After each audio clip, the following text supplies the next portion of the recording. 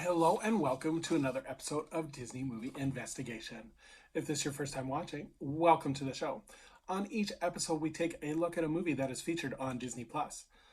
On this episode, we're taking a look at the 2019 sci-fi adventure movie Ad Astra, starring Brad Pitt. And stay tuned for our bonus story as we take a look at the former attraction Mission to Mars. And if you are enjoying these videos, please do hit that subscribe button. That way you will never miss a single one of our videos. But for now, sit back and enjoy this episode of Disney Movie Investigation. So like I said, today we're covering Ad Astra. This movie was released on August 29th, 2019, and it was directed by James Gray. The screenplay was written by James Gray and Ethan Gross.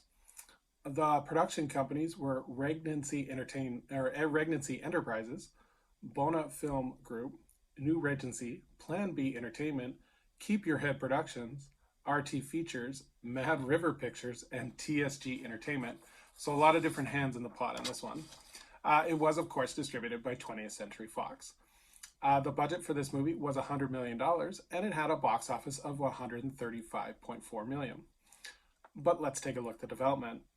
So on May 12th, 2016, director James Gray announced that he would be directing Ad Astra as part when he appeared at the 2006 Cannes Film Festival.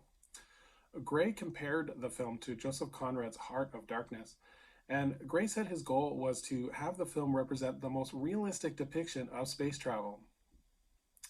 On April 10th, 2017, Gray announced that Brad Pitt would star in his film Ad Astra. It was further announced in June of 2017 that Tommy Lee Jones was announced to play Pitt's father. Principal photography began in Santa Clara, California in mid-August of 2017, and it lasted 60 days. After poor test screenings, though, reshoots were scheduled, but unfortunately Pitt was unavailable, so they shot around him. And this film had its premiere at the Venice Film Festival. So let's take a look at the cast. So we have Brad Pitt, who plays Roy McBride. Tommy Lee Jones plays H. Clifford McBride, his father.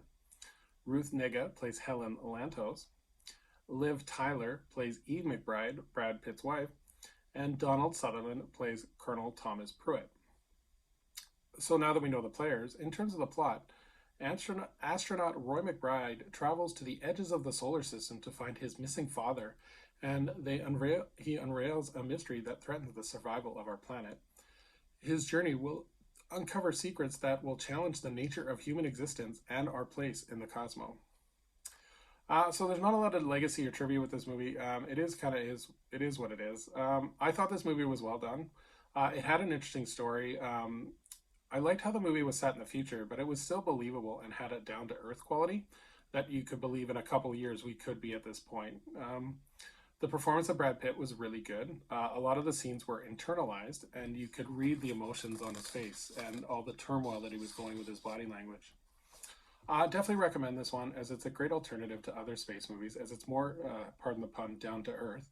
And it not only details the psychological trauma of being alone and in space, but it also deals with past trauma of relationships, which kind of makes it a really enjoyable story to watch. So in terms of our bonus story, we're going to take a deeper look at Mission to Mars. Mission to Mars was a former attraction that was located in Tomorrowland in both Walt Disney World and Disneyland. It originally opened as Rocket to the Moon in Disneyland in 1955 and Flight to the Moon in Walt Disney World in 1971. But on March 21st, 1975, the destination was changed to Mars because management thought that going to the moon had dated the attraction and made it not as appealing. Originally, the attraction was sponsored by McDonnell Douglas. In terms of the show itself, so the show was designed in cooperation with NASA. Guests would enter mission control that featured 10 audio animatronic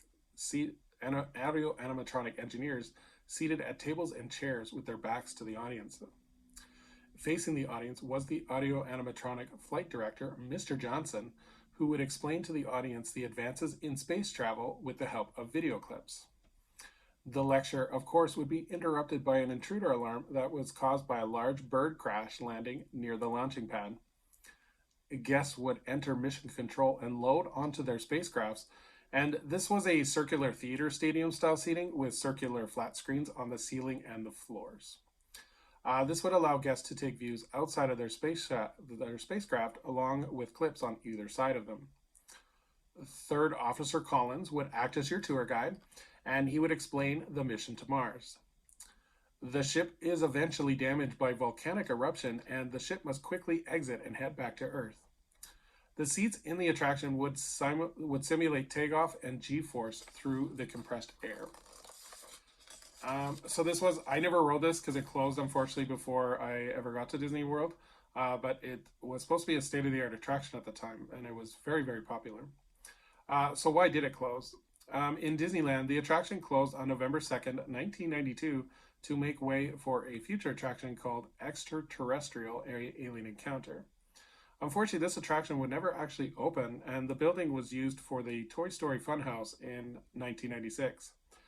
In Walt Disney World, the attraction would close on October 4th, 1993, and Extraterrestrial Alien Encounter would open on June 20th, 1995.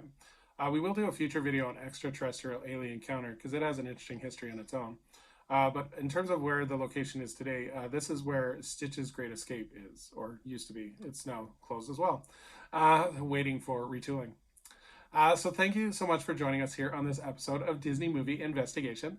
I would ask anyone that they would please leave a comment on what you think of the movie Ad Astra, as well as if you've ever ridden the ride Mission to Mars, what is your favorite memory of it? Or did you like the ride, or did you hate the ride?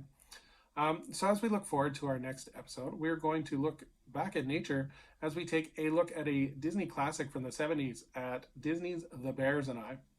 So until next time, I hope you have a magical day, and we will see you real soon.